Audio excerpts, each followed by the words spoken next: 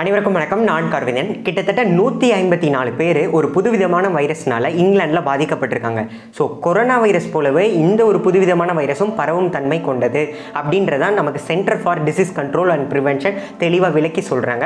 So இதுக்கு பின்னாடிலாம் என்ன ஒரு விஷயம் இருக்குது, இது எப்படி பரவும், எந்த ஒரு பகுதியை உடலில் இந்த ஒரு புதுவிதமான வைரஸ் தாக்கும், இதுக்கு வேக்சின் இருக்கா, இதை எப்படி ப்ரிவென்ட் பண்ணலாம், இது எப்படி டிரான்ஸ்மிட் ஆகும், இதோட சிம்டம்ஸ் என்ன, இப்படிப்பட்ட பல கேள்விகள் இருக்கும். ஸோ அந்த கேள்விகளுக்கு எல்லாமே இந்த வீடியோவில் நான் உங்களுக்கு பதிலை சொல்லிடுறேன். அதுக்கு முன்னாடி நம்ம சேனலுக்கு நீங்கள் சப்ஸ்கிரைப் பண்ணாமல் பார்த்துட்டீங்கன்னா சப்ஸ்கிரைப் பண்ணிக்கோங்க. ஸோ டேரெக்டாக வீடியோக்குள்ளே போயிடுவோம். கொரோனா வைரஸ் அப்படின்ற அந்த கோரப்பிடியில் உலக நாடுகள் எல்லாருமே இருந்துட்டு இருக்கோம் அப்படின்னே சொல்லலாம். கிட்டத்தட்ட 1.5 வருஷமாக இந்த கொரோனா வைரஸ் அப்படின்ற வார்த்தை தான் எல்லாருமே அதிகமாக கேள்விப்பட்டிருப்போம் அப்படின்றது ஆச்சரியத்துக்கு இல்லை.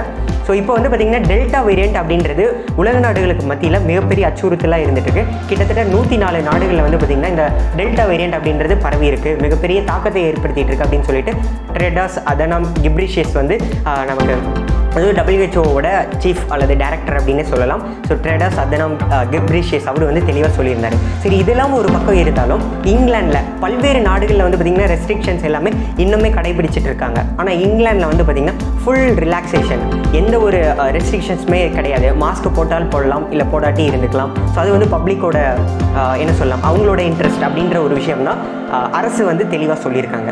சரி, இப்படிலாம் இருக்கக்கூடிய ஒரு விஷயம் ஒரு காலகட்டத்தில் இங்கிலாண்டில் ஒரு புதுவிதமான வைரஸ் வந்திருக்கு அப்படின்னா அது எவ்வளோ ஒரு பாதிப்பை ஏற்படுத்தும் அப்படின்றத நம்ம இங்கே உணரணும். ஏன்னா அங்கே இங்கிலாண்டில் பார்த்திங்கன்னா ஒரு ஸ்போர்ட்டிங் ஈவெண்ட் நடக்குதுன்னா அங்கே ஃபுல் ஸ்பெக்டேட்டர் எல்லாத்தையும் அலோவ் பண்ணியிருக்காங்க.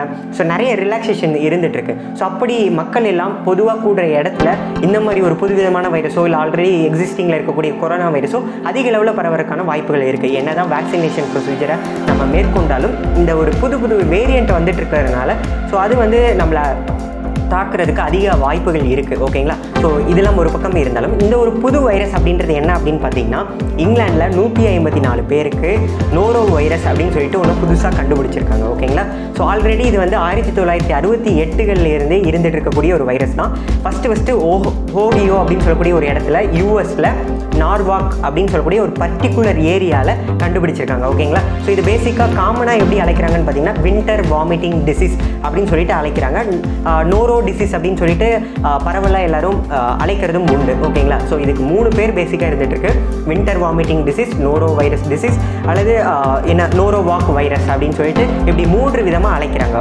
ஸோ இப்படி அழைக்கப்பட்டாலும் இது உடலில் எந்த பகுதியை நமக்கு பாதிப்பை ஏற்படுத்தும் அப்படின்னு நம்ம பார்க்கும்போது வயிற்று பகுதிகள், ஸ்டொமக் ரீஜியனில் இன்டெஸ்டினாக இருக்கட்டும், ஸ்டொமக்காக இருக்கட்டும், அந்த ஃபுல் ஸ்டொமக் ஏரியாவே அந்த அப்டாமினல் ரீஜனையே அஃபெக்ட் பண்ணுங்க இந்த நோரோ வைரஸ் அப்படின்றது. எப்படி அப்படின்னு பார்த்தீங்கன்னா இதுக்கு காசஸாக இருக்கக்கூடியதும் ஒரு வைரஸ் தான். ஸோ வைரஸ்னாலே ஒரு டிரான்ஸ்மிஷன் நேச்சரை கொண்ட ஒரு விஷயம் தான். ஸோ அதில் பார்த்திங்கன்னா அந்த வைரஸ்க்கும் சில ஒரு சேஞ்சிங் நேச்சரும் இருக்கும். ஸோ இப்போ டிரான்ஸ்மிஷன் மோடு இந்த ஒரு வைரஸோட டிரான்ஸ்மிஷன் மோடு எப்படி இருக்குன்னு பார்த்தீங்கன்னா இப்போ ஒரு இன்ஃபெக்டட் பர்சன் கூட யாராவது ஒரு பர்சன் க்ளோஸ் கான்டாக்டில் இருக்காங்கன்னா அந்த ஒரு பர்சனுக்கும் இன்ஃபெக்ஷன் ஆகிறதுக்கு வாய்ப்புகள் இருக்குது. மேலும் அந்த ஒரு இன்ஃபெக்டட் பர்சன் ஏதாவது ஒரு ஃபுட்டை கன்சியூம் பண்ணுறாரு, இல்லை ஒரு வாட்டரை கன்சியூம் பண்ணுறாரு, அதில் எல்லாம் தொட்டிருக்காரு அப்படின்னா அது நம்ம ஒரு நான் இன்ஃபெக்டட் பர்சன் தொடரும்போது அதன் மூலிமா இந்த ஒரு வைரஸ் ஆனது பரவறதுக்கான வாய்ப்புகள் இருக்குது. ஸோ மேலும் இன்னும் ஒரு விஷயம் என்ன அப்படின்னு பார்த்தீங்கன்னா இந்த வைரஸ் என்விரான்மெண்ட்டில் ஸ்டேபிளாக இருக்கும், அதாவது அதிக நேரம் நீடித்திருக்கக்கூடிய ஒரு விஷயம். ஸோ அதனால் இந்த ஒரு வைரஸ் டிரான்ஸ்மிஷன் அப்படின்றது அதிக அளவில் இருக்கும் அப்படின்றது centre for disease control and prevention சொல்கிறாங்க. பேசிக்காக அந்த ஸ்டூல் அல்லது ஃபீக்கல் மேட்டர்னு சொல்லக்கூடிய அந்த ஒரு விஷயத்துலேருந்தும் ஃபேமிலி மெம்பர்ஸ்குள்ளேயே இந்த நோயானது பரவறதுக்கான வாய்ப்புகள் இருக்குது, இந்த வைரஸ் ஆனது பரவறதுக்கான வாய்ப்புகள் இருக்குது அப்படின்றதான் centre for disease control and prevention நமக்கு தெளிவாக சொல்கிறாங்க. ஸோ இதுதான் டிரான்ஸ்மிஷன் மோடு. ஸோ நெக்ஸ்ட்டு பார்த்திங்கன்னா இப்போது இங்கிலாண்டில் அதிக அளவில் எங்கே இந்த நோயானது பாதிப்புகள் கண்டறியப்படுது அப்படின்னு பார்த்திங்கன்னா ஒரு எஜுகேஷ்னல் இன்ஸ்டிடியூஷன்லையாக இருக்கட்டும், இல்லை பப்ளிக் அதிகமாக கேதர் ஆகக்கூடிய ஒரு இடத்துலையாக இருக்கட்டும். ஸோ அந்த மாதிரி இடத்துல எல்லாமே இந்த ஒரு நோயோட தாக்கம் அதிக அளவில் காணப்பட்டுருக்கு. கிட்டத்தட்ட 154 பேர் அஃபெக்ட் ஆகிருக்காங்க அப்படின்றத நம்ம பார்க்குறோம். சரி, இதெல்லாம் ஒரு பக்கம் இருந்தாலும் இதில் என்னென்ன சிம்டம்ஸ்லாம் ஏற்படும்? ஸோ நான் ஆல்ரெடி ஃபஸ்ட்லேயே சொன்னேன், இது ஒரு வயிற்று பகுதியாக பாதிக்கக்கூடிய ஒரு வைரஸ். ஸோ அப்போ அப்டாமினல் பெயின், அந்த வயிற்று பகுதியில் வலி ஏற்படுவது ஸோ அது ஒரு சிம்டம் அப்படின்னு நம்ம சொல்லலாம். ஸோ அது கூடவே நாசியா, வாமிட்டிங், ஒரு களைப்பாக இருக்கக்கூடிய ஒரு விஷயமா இருக்கட்டும், இல்லை வாந்தி வருது, ஸோ இதெல்லாம் ஒரு சிம்டம். ஸோ அப்புறம் மசில் பெயின், ஹெட்ஏக்கு, ஸோ இதெல்லாம் ஒரு ஜென்ரலான ஒரு விஷயமா இருக்கும். ஸோ இதில் இந்த நோரோ வைரஸ் தாக்குச்சுன்னா கண்டிப்பாக வயிற்று வலி பயங்கரமாக இருக்கும். அதுலேயே வந்து பார்த்திங்கன்னா அந்த இன்டெஸ்டைன்ஸில் நிறைய ஒரு விஷயத்தை ஏற்படுத்தும்னே சொல்லலாம். அதாவது மால் அப்சார்ப்ஷன் சொல்கிறாங்க. இப்போ நம்ம சாப்பிடக்கூடிய விஷயம் சரியாக செரிமானம் ஆகாது, அதனால் டயரியா ஏற்படுறதுக்கான வாய்ப்புகளும் இருக்குது, வயிற்றுப்போக்கும் ஏற்படும். ஸோ அப்போ வந்து என்ன சொல்கிறாங்கன்னு பார்த்தீங்கன்னா அந்த இன்டெஸ்டைன்ஸில் அந்த குடல் பகுதியெல்லாம் வந்து ஸ்வெல்லிங் ஆகிறதுக்கு இல்லை வந்து கொப்பளம் வர்றதுக்கு இல்லை லைஷன்ஸ் அப்படின்றாங்க,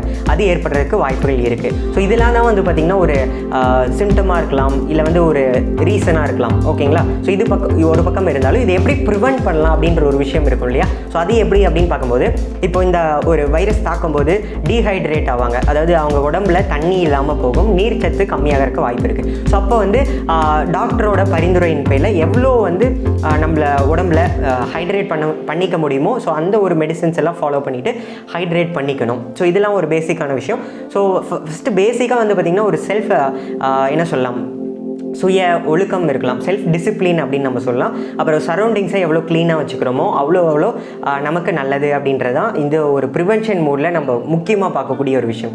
சரி, இதுக்கு வேக்சின் இருக்கா அப்படின்னு கேட்டிங்கன்னா வேக்சினே கிடையாது. இன்னுமே நோ வேக்சின் ஃபார் நோரோ வைரஸ் அப்படின்றதான் ஒரு ஆச்சரியமான ஒரு விஷயமா இருந்துகிட்ருக்கு. சரி, இதெல்லாம் ஒரு பக்கம் இருந்தாலும் இன்னொரு விஷயம், ஆச்சரியப்படுத்தக்கூடிய இன்னொரு விஷயம் என்னன்னு கேட்டிங்கன்னா, இப்போ நம்ம கொரோனா வைரஸ்க்கு அகைன்ஸ்டாக நம்ம வந்து சானிடைசர் யூஸ் பண்ணுறோம், இல்லை சோப்பாலேயோ இல்லை ஒரு ஹேண்ட் வாஷ் மூலமாக கையெல்லாம் சுத்தமாக கழுவுறோம். ஸோ இது வந்து ஒரு பக்கம் கொரோனா வைரஸ்க்கு அகைன்ஸ்டாக அதை கில் பண்ணக்கூடிய ஒரு ப்ரிவென்டிவ் மெத்தட்ஸாக இருந்தாலும், இந்த நோரோ வைரஸ் அப்படின்றது வந்து பார்த்திங்கன்னா இப்போ ஆல்கஹால் பேஸ்டு சானிடைசர்ஸ்லாம் நம்ம யூஸ் பண்ணும்போது அந்த ஒரு விஷயம், அந்த ஒரு சானிடைசர் யூஸ் பண்ணாலுமே அந்த வைரஸ் வந்து நம்ம கைகளில் இருக்கும்.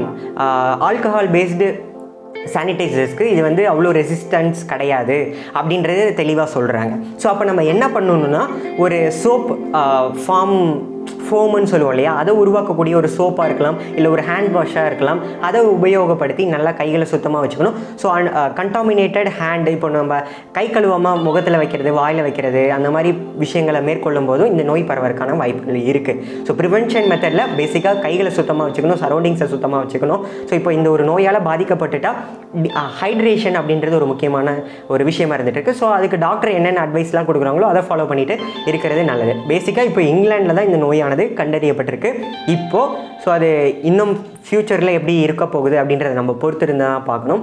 ஸோ இந்த வீடியோ உங்களுக்கு பயனுள்ள ஒரு வீடியோவாக அமைஞ்சிருக்கும்னு நினைக்கிறேன்.